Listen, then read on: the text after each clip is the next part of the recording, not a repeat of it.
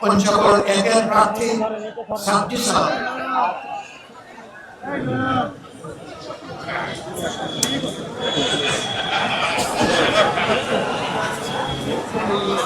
পঞ্চগড়ের জন্য এটাই 10 দলের প্রতীক।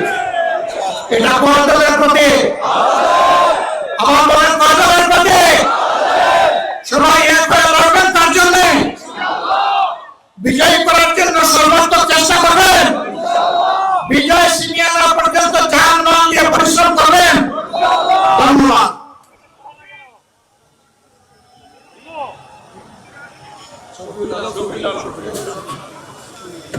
আলহামদুলিল্লাহ, সাবেক জনপ্রতিনিধি আগামীতে আরো মর্যাদা নিয়ে আল্লাহ তাকে প্রতিনিধি বানাবেন ইনশাআল্লাহ।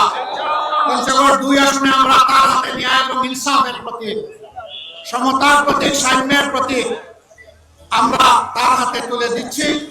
আজকে এই দাড়িপাল্লা 10 দলের প্রতীক। কয় দলের? সবাই